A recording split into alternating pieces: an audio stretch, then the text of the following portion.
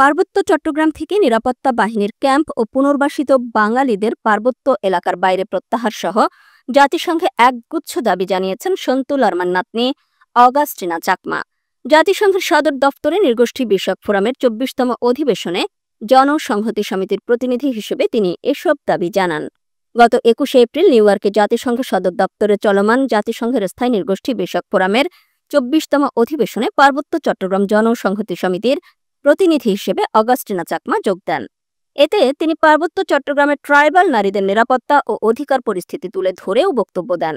দেশে টানা ২৮ বছর প্রতিমন্ত্রীর পদমর্যাদা ভোগকারী সন্তু লারমার নাতনি অগাস্টিনা চাকমা এ নিয়ে পরপর ৩ বছরের সম্মেলনে অংশ নিয়ে বাংলাদেশের বিরুদ্ধে বক্তব্য দেন।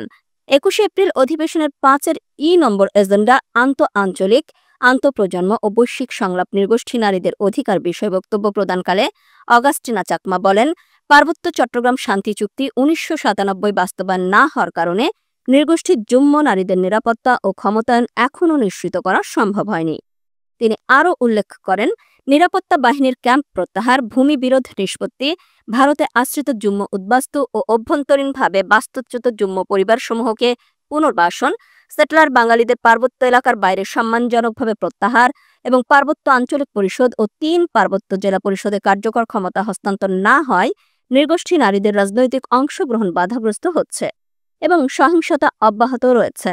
অগাস্টিনা চাকমা তার বিবৃতিতে বলেন, ১৯৯৭ সালের পার্বত্য চট্টগ্রাম চুক্তি বাস্তবায়নের সঙ্গে নৃগোষ্ঠী যুম্ম নারীদের নিরাপত্তা ও ক্ষমতায়নের গভীর সংযোগ রয়েছে, কিন্তু সিএসটি চুক্তি সঠিকভাবে বাস্তবায়ন করতে ব্যর্থ হয় নৃগোষ্ঠীর যুম্ম নারীদের নিরাপত্তা ও ক্ষমতায়ন এখনও অর্জন করা হয়নি। তিনি আরও বলেন, ২০২৪ সালে মুসলিম বসতি স্থাপনকারীদের দ্বারা ১২টি যুম্ম নারী ও মেয়েদের প্রতি যৌন নির্যাতনের ঘটনা ঘটেছে এবং এসব ঘটনায় ১৬ জন যুম্ম নারী ও মেয়ে প্রতিহিংসার শিকার হয়েছে।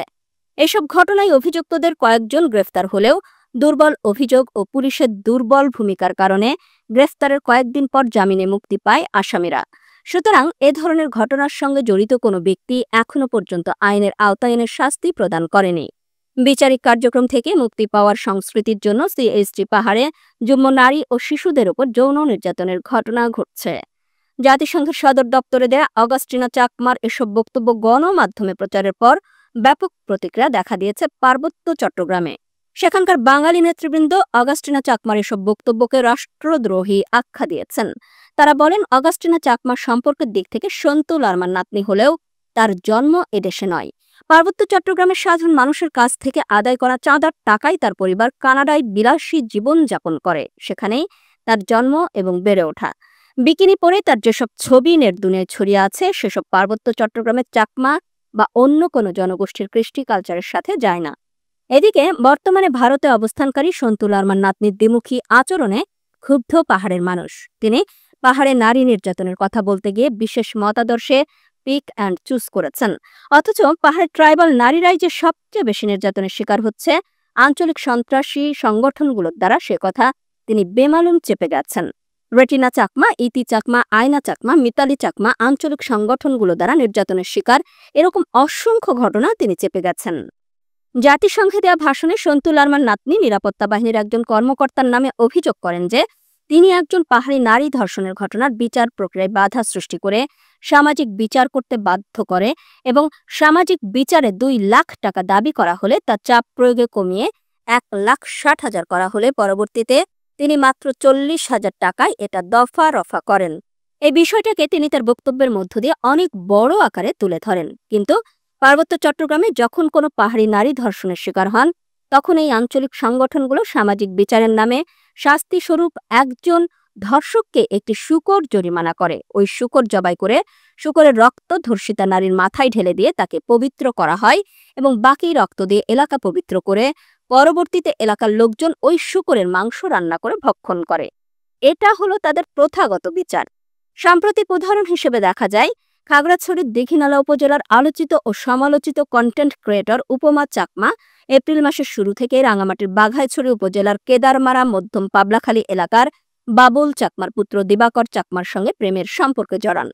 বিয়ের প্রতিশ্রুতি দিয়ে দিবাকর উপমার সঙ্গে শারীরিক সম্পর্ক স্থাপন করেন এবং বৈশাখী উৎসবের সময় প্রায় ১৫ দিন একসঙ্গে কাটান।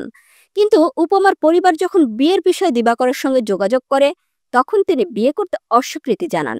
এই ঘটনার পর উপমার পরিবার সামাজিকভাবে বিষয়টির সমাধান চাইলে জেএসএস 22 এপ্রিল খেদারমারা মধ্যম পাবলাখালীতে একটি প্রথাগত বিচার বসায়। বিচারে দিবাকর বিভিন্ন অজুহাত দেখিয়ে বিয়ে করতে অস্বীকার করে।